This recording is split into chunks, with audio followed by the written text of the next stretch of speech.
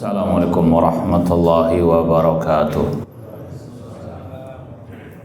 Innal hamdalillah nahmaduhu wa nasta'inuhu wa nastaghfiruh wa na'udzu billahi min syururi anfusina wa min sayyiati a'malina. Man yahdihillahu fala mudhillalah wa man yudlil fala hadiyalah. Ashhadu an la ilaha illallah wahdahu la syarikalah wa ashhadu anna Muhammadan abduhu wa rasuluh. Ya ayyuhalladzina amanu taqullaha haqqa tuqatih wa la tamutunna illa wa antum muslimun. Ya ayyuhan nasu taqu rabbakumul ladzi khalaqakum min nafsin wahidah wa khalaqa minha zawjaha wa batha minhuma rijalan katsiran wa nisaa wattaqullaha alladzi tasaaluna bihi wal arham innallaha kana 'alaikum raqibah. Ya ayyuhalladzina amanu taqullaha wa qulu qawlan sadida yuslih lakum a'malakum wa yaghfir lakum dhunubakum wa may yuti'illaha wa rasulahu faqad faza fawzan 'azima. Amma ba'd, fa inna asdaqal hadits kitabullah wa khairal hadi hadyu Muhammadin sallallahu alaihi wasallam wa syarrul umuri muhdatsatuha wa kullu muhdatsatin bid'ah wa kullu bid'atin dhalalah wa kullu dhalalatin finnar. Ma'asal muslimin ikhwani fillah wa akhwati, bapak-bapak, ibu-ibu, saudara-saudari rahimani wa rahimakumullah. Alhamdulillah, segala puji bagi Allah Subhanahu wa taala yang mempertemukan kita kembali dalam kajian akidah Al-Imam Abul Hasan Al-Asy'ari rahimahullah yang beliau cantumkan dalam kitabnya Maqalatul Islamiyin, dan dengan syarah atau penjelasan dari Fadilatul Syekh Muhammad bin Abdurrahman Al-Khumayyiz hafidhallahu ta'ala. Semoga Allah Subhanahu wa ta'ala senantiasa memberikan kepada kita keistiqomahan dalam belajar akidah salaf dan berpegang teguh dengannya sampai akhir hayat kita nanti. Sekarang kita sampai pada bab tarkul mira wal jidal fid din. Bab meninggalkan debat kusir dalam agama. Sahih? Baik. Kata Al-Imam Abul Hasan Al-Asy'ari rahimahullahu taala, wa yunkirunal jidala wal mira'a fid din. Para ulama salaf, ahlul hadis, ahlus sunnah wal jamaah, mereka mengingkari debat kusir dalam agama. Wal khusumata fil qadar, dan demikian mengingkari debat kusir dalam masalah takdir. Wal munadzarata fima yatanadzaru fihi alul jadal wa yatanaza'una fihi min dinihim, dan mereka mengingkari segala bentuk debat kusir dalam urusan agama. Bitaslim liriwayati sahiha wal athar allati rawaha as-siqat adlan an adlin hatta yantahiya dzalika ila Rasul sallallahu alaihi wasallam. Dan mereka ahlul hadis, ulama salaf, hanya tunduk patuh menyerahkan diri kepada riwayat-riwayat yang sahihah dan asar, ya, riwayat-riwayat yang diriwayatkan oleh para perawi yang terpercaya, adlan an adlin, yang memiliki spesifikasi perawi-perawi yang sahihah sampai kepada Rasulullah sallallahu alaihi wasallam.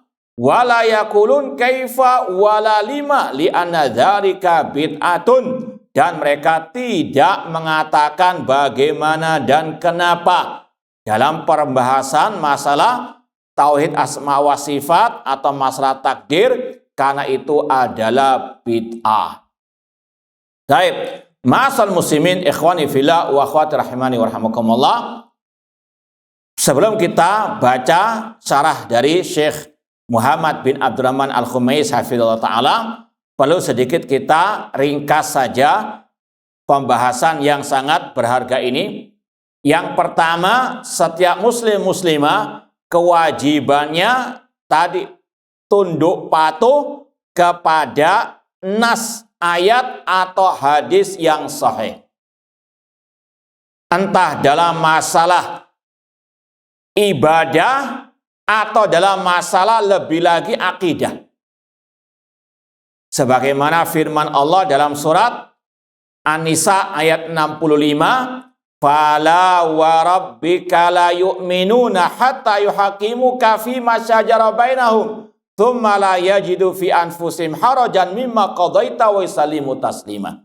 Sekali-kali demi Rabbmu, mereka tidak beriman atau tidak sempurna iman mereka sampai mereka menjadikan dirimu Nabi Muhammad sebagai hakim pemutus dalam perkara yang mereka perselisihkan, dan mereka tidak mendapati keberatan dalam diri mereka, dan mereka yusallim, betul-betul tunduk, pasrah, menyerahkan diri kepada hukum Rasulullah SAW. Apa kata Allah, kata Rasul? Sami'na wa ata'na dalam masalah ibadah, sami'na wa sadaqna dalam masalah akidah. Ini sekali lagi prinsip setiap muslim muslimah. Apalagi kalau kita kembali kepada makna al-Islam, makna al-Muslim, al-Muslimah, al-Islam, al-istislam lillahi bitauhid. Islam adalah menyerahkan diri kepada Allah dengan mengesahkannya dalam ibadah. Wal inqiyadu lahu bitta'ah, tunduk patuh kepada perintah Allah. Wal bara'atu minasyirki wa ahlihi, dan berlepas diri dari kesyirikan dan orang-orang yang berbuat kesyirikan. Apa yang Allah firmankan kalau berkaitan dengan kabar berita, sami'na wa sadaqna. Demikian pula yang dikabarkan oleh Rasulullah SAW. Dan ini juga pernah kita sampaikan, bagian daripada akhlak seorang hamba kepada Allah. Sebagaimana kata Syekh Muhammad bin Shalih Al-Utsaimin dan juga kata guru beliau Syekh Abdurrahman As-Sa'di rahimahullah, akhlak kepada Allah diantaranya talaqi akhbarillahi bitasdiq, menerima kabar berita dari Allah dengan membenarkannya. Ketika Allah mengatakan wa yabqa wajhu rabbika dzul jalali wal ikram, kekalah wajah Rabbmu, seorang muslim muslimah wajib membenarkan Allah punya sifat wajah sesuai dengan kebesarannya. Ar-Rahman 'alal arsy istawa, Allah istawa di atas aras. Istawa kata ulama salaf artinya tinggi. Dan kajian kemarin kita tafsir surat Al-Mulk, a'amintum man fis sama, apakah mereka merasa aman dari zat yang di atas langit? Kita bacakan ucapan Imam Ibnu Khuzaimah Asy-Syafi'i yang wafat tahun 311 Hijriah. Beliau membawakan ayat itu untuk dalil Allah ada di atas langit. Setiap muslim muslimah membenarkan kabar berita dari Allah dan Rasul sallallahu alaihi wasallam. Dan dari situ tidak boleh ngeyel, tidak boleh membantah. Maka dari sinilah muncul banyak ayat-ayat yang mengharamkan debat kusir, terutama mendebat ayat-ayat Allah. Di antaranya dalam surat Luqman, Allah mengatakan wa minan nasi man yujadilu fi ayatillahi bighairi ilmin wala hudan wala kitabin munir. Di antara manusia ada orang-orang yang mendebat ayat-ayat Allah tanpa ilmu, tanpa petunjuk, dan tanpa kitab. Betul, ayat 20 ya dari surat Luqman. Demikian pula Allah mengatakan ma yujadilu fi ayatillah illal ladzina kafaru. Tidaklah yang mendebat ayat-ayat Allah kecuali orang-orang kafir. Ini sekali lagi bantahan kepada ahlul bidah, ahlul kalam, yang mereka selalu mendebat ayat-ayat Allah. Ketika Allah berfirman tadi Ar-Rahman 'alal arsy istawa, Allah istawa tinggi di atas arsy.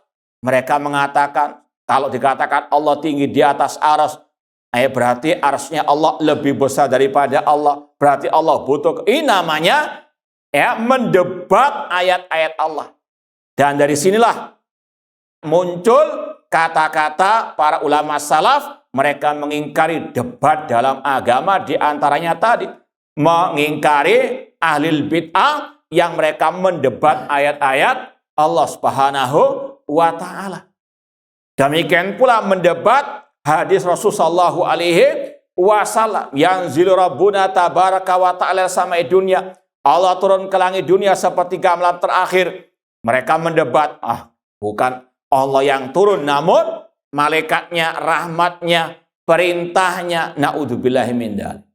Ini yang pertama, wajib dipahami larangan debat kusir, yaitu tadi mendebat ayat-ayat Allah, mendebat hadis-hadis Rasulullah sallallahu alaihi wasallam. Kemudian para ulama membagi debat ada dua macam.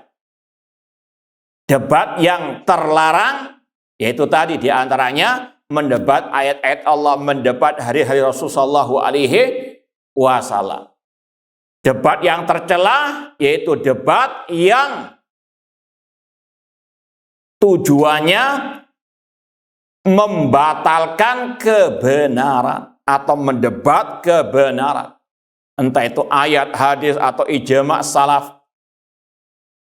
Demikian pula debat yang tercela, debat yang tanpa ilmu. Orang jahil tugasnya belajar, bukan berdebat.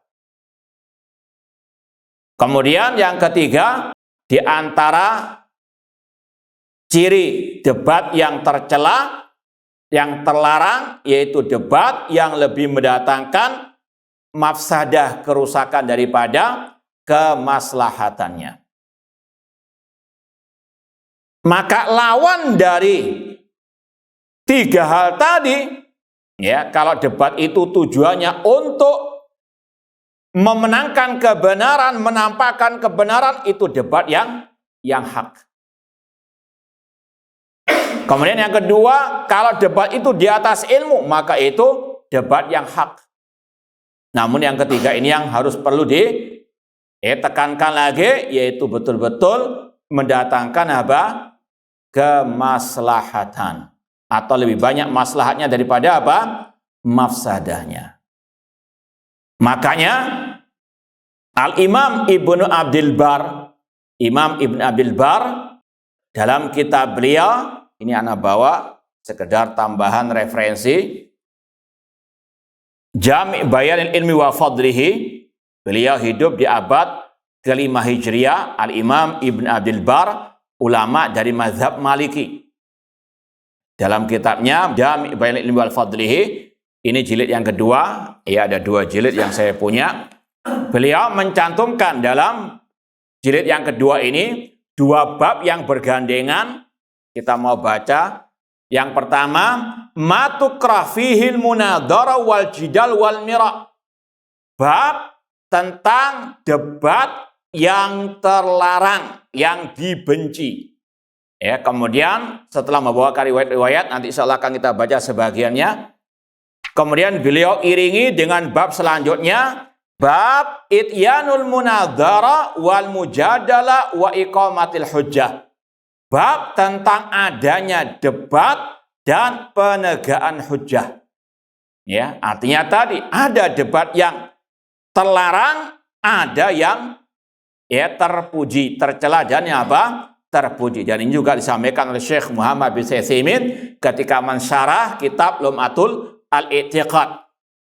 Namun kita mau baca sedikit beberapa ungkapan dari Imam Ibnu Abdul Bar di sini. Kata beliau, qala Abu Umar al-athar kulluha fi hadzal bab al-marwi an Nabi sallallahu alaihi wasallam inna ma waradat fi nahi al-jidal wal mira' fil Quran. Adapun hadis-hadis yang sahih yang berkaitan dengan larangan debat, ini lebih ditekankan pada mendebat ayat-ayat Al-Quran. Rasul mengatakan al-mira' fil Qur'ani kufrun. Debat kusir tentang Al-Quran itu kufur. Apa makna debat kusir dalam Al-Quran itu kufur? kata beliau, wal makna innama yatamara isnan fi ayah. Yaitu kalau ada dua orang berdebat tentang ayat, ya jahaduha ahaduhuma. Kalau ada salah satu yang mengingkari ayat Al-Quran. Misalnya, alif lam mim itu bukan kalamullah misalnya. Ini namanya apa? Kata Rasul, debat kusir tentang Al-Quran, itu hukumnya kufur akbar. Nah, kemudian kata beliau, wa amma tanazu fi ahkamil Quran wa ma'ani faqad tanaza ashabu Rasul sallallahu fi katsir min dzalik. Adapun yang berkaitan dengan hukum halal haram yang ada dalam ayat-ayat Al-Quran, itu ada perselisihan di antara apa? Para sahabat Rasulullah sallallahu alaihi wasallam. Kemudian kata beliau lagi, wa nahas salaf radhiyallahu anhum anil jidal fillahi jalla sana'u fi sifatihi wa asma'ihi. Para salaf melarang debat tentang tauhid asma wa sifat, tentang nama-nama dan sifat Allah. Karena kalau masalah akidah terang benderang ayat-ayatnya, hadis-hadisnya tidak bisa dibawa ke sana kemari, paten sudah. Wa amal fiqhu fa ajma'u ala jidal fi.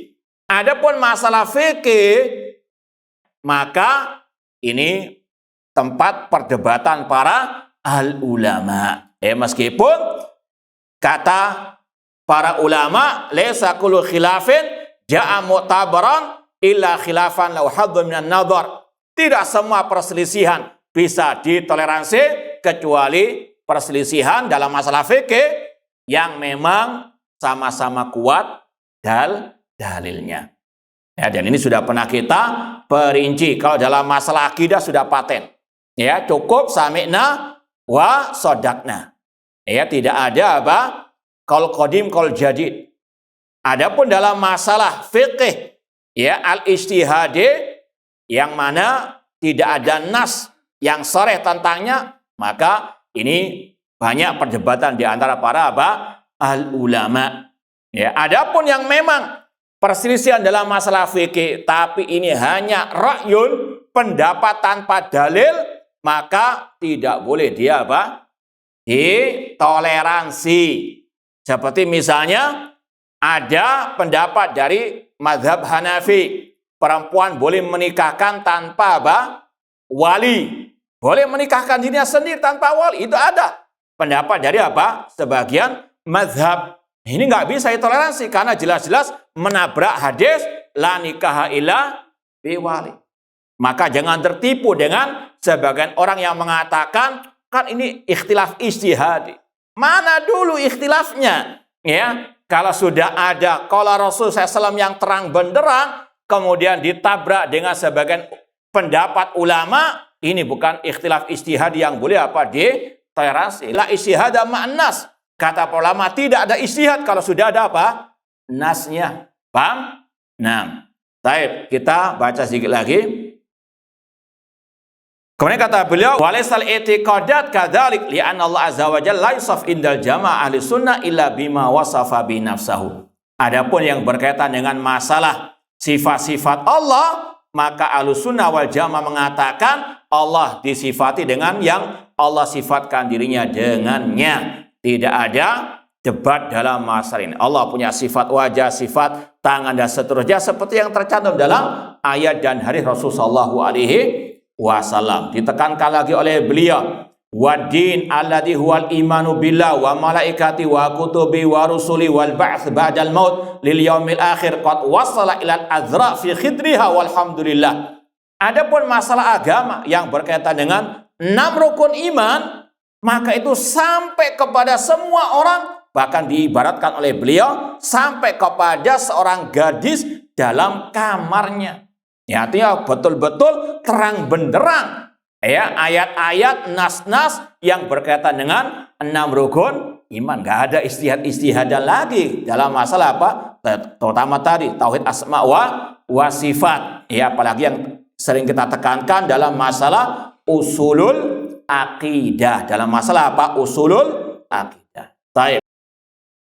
Kemudian dibawakan oleh Imam Ibnu Abdul Bar beberapa riwayat. Ini penting untuk ya sekedar mengingatkan diri kita tentang fenomena yang ya baru viral. Qala Umar bin Abdul Aziz rahimallah, berkata Umar bin Abdul Aziz, man ja'ala dinahu gharadan lil khusumat aktsara tanakul. Barang siapa yang menjadikan agamanya untuk debat kusir, maka dia paling banyak berpindah-pindah akidah, berpindah-pindah manhaj. Ya, maka hati-hati, terutama yang belajar ilmu kalam. Ya, S1, S2, S3-nya diajari ilmu filsafat, ilmu kalam, yang mana ilmu kalam, ilmu filsafat itu diantara dasarnya adalah debat kusir. Ya, meskipun jelas terang benderang ayatnya, hadisnya, mereka debat. Maka apa dampak negatifnya? Cepat berubah, ya, berubah akidahnya, berubah manhajnya. Ini salah satu alasan mengapa Imam Ibn Abil Bar mengiringi pembahasan masalah debat dengan nanti masalah mincela-minceli. Nah, dibawakan riwayat berikutnya oleh Ibrahim An-Nakhai rahimahullah ta'ala. Ibrahim An-Nakhai berkata, kanu yakrahuna talawun fid din. Ya, seorang ulama salaf yang bernama Ibrahim An-Nakhai mengatakan para ulama salaf. Di sini yang dimaksud para sahabat, karena Ibrahim An-Nakhai tabi'in. Para ulama salaf mereka sangat membenci mencela-menceli dalam agama. Ini kita isyaratkan tadi untuk sekedar mengingatkan kita semuanya yang mungkin sempat melihat viralnya di medsos bagaimana dua pasangan suami istri yang dua-duanya dai menisbatkan kepada dakwah salafiyah, namun sekarang sudah mencela-menceli, berubah haluan. Yang laki ya membolehkan sekarang perayaan Maulid Nabi, membolehkan ulang tahun, menghalalkan musik. Yang perempuannya naudzubillah min dalik memuji-muji ritualnya orang-orang musyrikin, memuji dai-dai di luar ahli sunnah wal jamaah, naudzubillah min dalik. Sekali lagi ini sebagaimana kata ulama salaf juga, as-sa'id man ta'adza bi ghairihi. Orang yang berbahagia yang bisa mengambil ibrah dari orang lain. Sekali lagi ini bahan introspeksi bagi kita semuanya. Padahal ini ya sebagai orang menganggapnya sebagai dai, menganggapnya sebagai ustadz ustadzah, namun naudzubillah min dalik sudah berubah akidah dan apa manhajnya, mencela-menceli.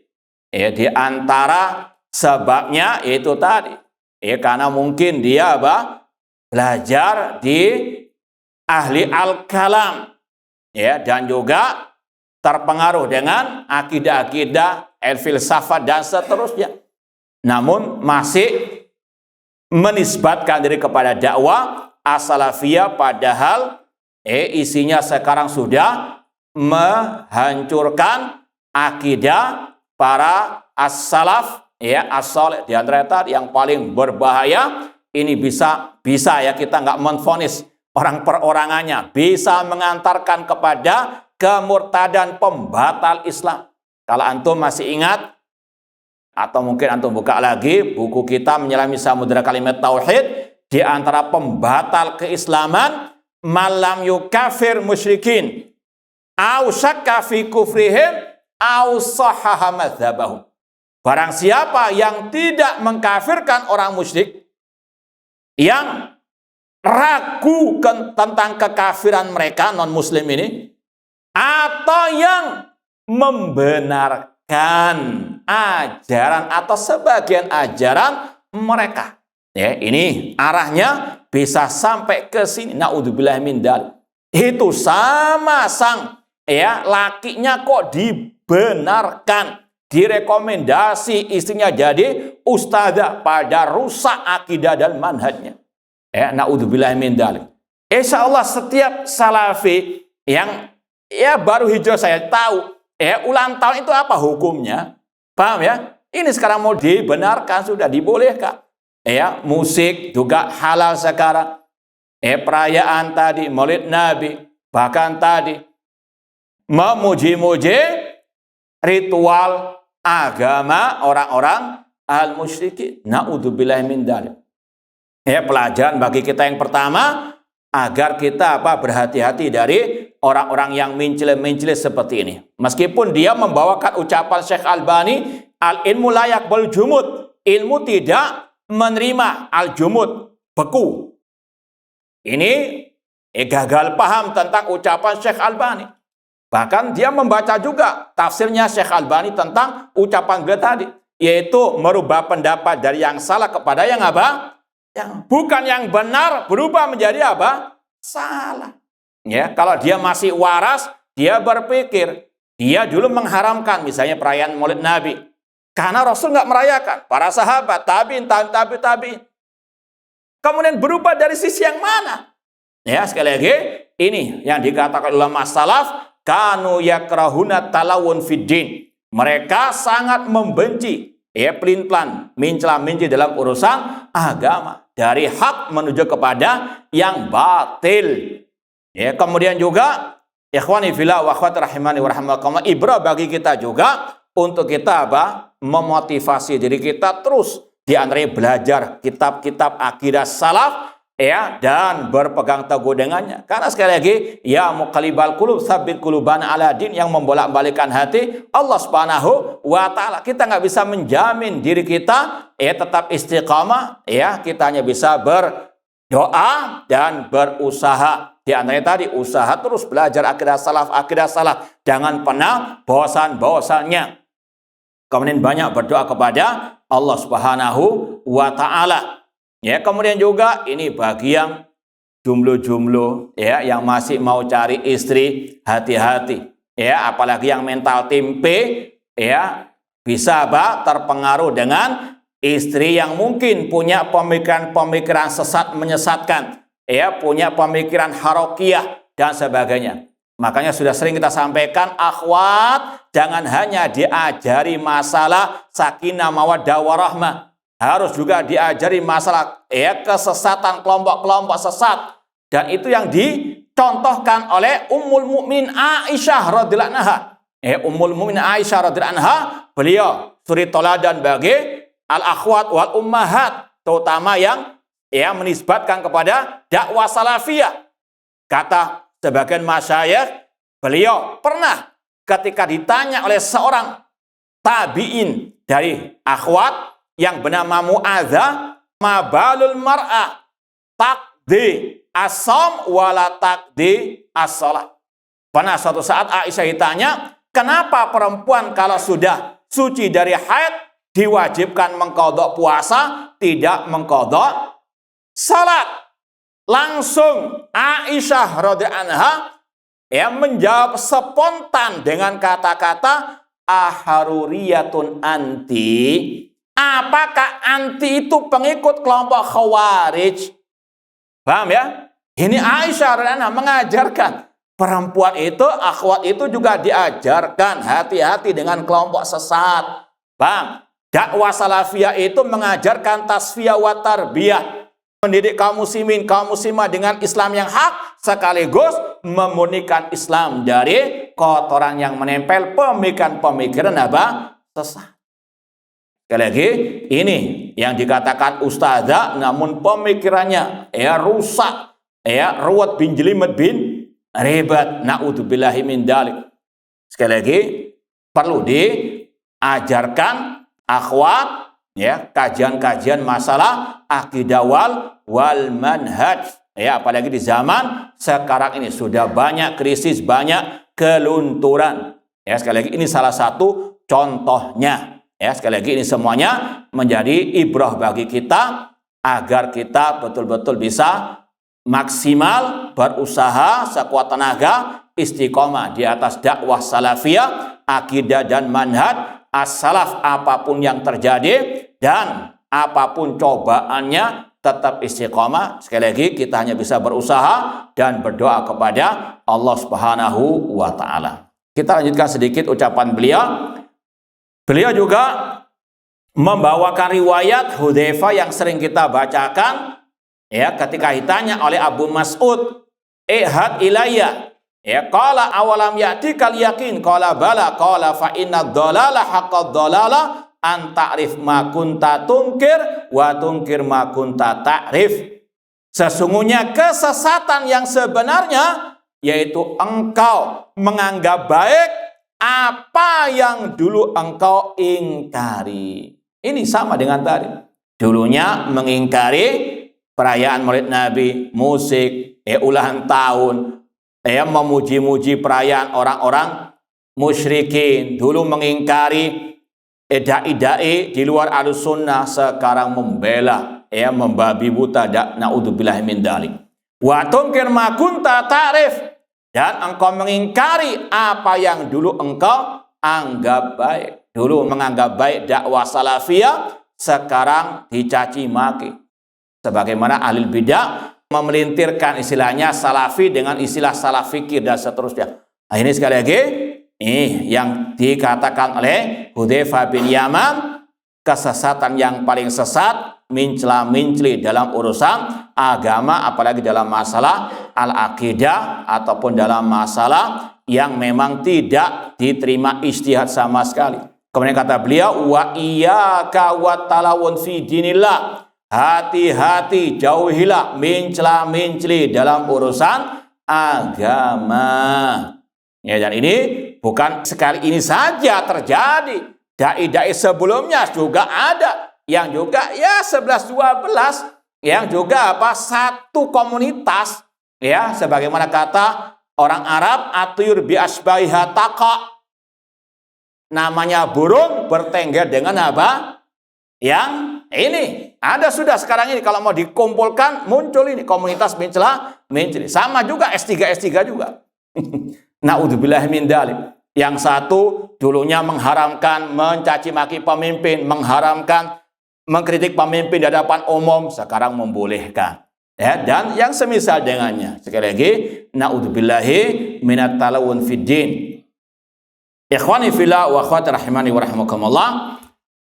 Intinya tadi yang pertama bab yang disampaikan oleh Imam Ibn Abil Bar, haram debat dalam urusan apa? Al-aqidah, karena urusan akidah itu sudah paten dan sudah kita berikan kriteria debat yang tercela, yaitu debat tadi, ya, dalam artian mendebat menentang ayat-ayat Al-Quran atau hadits Rasulullah SAW, kemudian debat tanpa ilmu, debat yang mendatangkan banyak mudarat daripada apa? Maslahatnya. Kemudian Imam Ibn Abil Bar melanjutkan bab masalah bolehnya dialog atau debat dengan tujuan ini, kriteria yang terpuji, kalau tujuannya apa? Untuk ihqaqul haq, menampakkan apa? Kebenaran. Bukan mendebat ayat, bukan mendebat hadis. Itu namanya membatalkan kebenaran. Kemudian yang kedua tentunya ala ilmin, di atas ilmu debat tersebut. Makanya beliau membawakan beberapa kisah dalam ayat tentang debatnya para al-anbiya. Di antaranya Nabi Ibrahim alaihissalam. Terutama yang sudah sering kita sampaikan dalam surat Al-An'am. Coba antum lihat sekitar ayat 70-an sampai 83 kalau tidak salah. Wa id qala Ibrahimu li abihi azara atatakhidu asnaman aliha inni araka wa qaumaka fi dhalalin mubin. Ingatlah ketika Nabi Ibrahim berkata kepada ayahnya Azar, "Ayah, mengapa engkau menjadikan berhala-berhala itu sebagai sesembahan selain Allah? Sesungguhnya aku melihatmu dan kaummu dalam kesesatan yang nyata." Ketika malam datang, dia melihat bintang-bintang. Kemudian dikatakan, "Hadza rabbi inni rabbu." Falamma afala qala la uhibbul afilin. Ketika bintang itu tenggelam, Nabi Ibrahim mengatakan, "Aku tidak suka dengan yang tenggelam." Ini debatnya Nabi Ibrahim dengan kaumnya, bukan Nabi Ibrahim mencari hakikat Tuhan seperti yang disalahpahami oleh sebagian orang. Makanya dalam ayat ke-83 dari surat Al-An'am, Allah menutup debat tersebut dengan kata-kata wa tilka hujjatuna atainaha Ibrahim ala qaumi narfa'u darajatin man nasya. Itulah hujjah yang kami berikan kepada Ibrahim untuk mengalahkan kaumnya. Sekali lagi, ini dalam rangka debatnya beliau dengan kaum beliau. Artinya Allah memuji debatnya Nabi Ibrahim. Kenapa? Yaitu tadi, karena kriterianya menampakkan kebenaran, terutama at-tauhid, dan sekaligus membatalkan kebatilan. Kemudian yang kedua, ala ilmin, di atas ilmu. Makanya Allah mengatakan narfa'u darajatin man nasya. Kami angkat derajat orang yang kami kehendaki. Kata Imam Malik, ai bil ilmi, dengan ilmu kami angkat derajat manusia yang kami kehendaki. Di antaranya Nabi Ibrahim alaihi assalam. Maka orang jahil jangan dapat sampaikan selesai. Bahkan Syekh Muhammad bin Utsaimin pernah kita dengarkan salah satu mungkin potongan video beliau. Kalau misalnya Anda punya teman, sudah antum sampaikan al-haq, kebenaran, sudah jelas kebenaran. Seperti tadi contohnya, tidak boleh mengkritik pemimpin di hadapan umum, tidak boleh mencaci maki pemimpin, dibawakan ayat, dibawakan hadis, dibawakan ucapan salaf, tapi tetap ngeyel. Kata beliau, firra minhu firaraka minal asad. Maka menjauh darinya sebagaimana engkau menjauh dari seekor singa. Karena berbahaya kalau sudah menentang, mendebat al-haq. Paham dong? Sekali lagi, ini yang harus dipahami.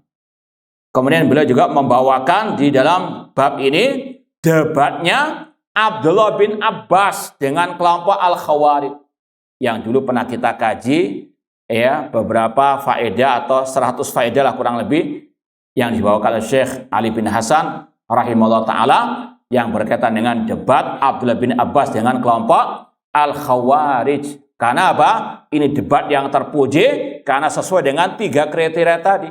Untuk menampakkan kebenaran di atas ilmu, karena Abdullah bin Abbas ulama dari kalangan sahabat. Dan yang ketiga, kemaslahatannya lebih banyak daripada kemadharatannya. Sehingga banyak ribuan dari kelompok Khawarij yang mau memberontak tidak jadi memberontak dan bertobat. Sekali lagi ini bifadrillah, kemudian dengan jasa debat dari Abdullah bin Abbas radhiyallahu taala anhuma. Sudah ada. Baik, insyaallah kita lanjutkan ba'dal adzan. Kalau ada yang bertanya silakan di kertas. Baik, ikhwani fillah wa akhwati rahimani wa rahimakumullah. Sekarang kita baca syarah dari Syekh Muhammad bin Abdul Rahman Al-Khumayyiz hafizahullah taala. Qarrara hadza Abu Utsman As-Sabuni fi aqidat salaf ashabil hadits. Imam Abu Utsman As-Sabuni Asy-Syafi'i rahimahullah berkata dalam kitab beliau Aqidah Salaf Ashabil Hadits, wa yattakunal jidal fid din wal khusumati fi. Mereka ashabul hadits, ulama salaf, menjauhkan diri mereka dari debat usir dalam urusan agama. Meskipun secara asal dalam urusan fikih boleh-boleh saja debat, kalau sekedar untuk menyampaikan hujah masing-masing. Misalnya hukum orang yang nggak salat 5 waktu apa kafir atau tidak. Ini biasa perdebatan antara para ulama. Mazhab Ahmad mengatakan kafir, Syafi'i mengatakan tidak. Apa hujah? Tidak ada masalah selama tidak ada al-baghi melampaui batas. Inti mubtadi kalau nggak mengkafirkan. Misalnya inti murji'ah. Ini namanya debat yang tercela. Paham dong? Demikian pula debat-debat yang nggak ada manfaatnya. Dinosaurus ada enggak? Di mana itu?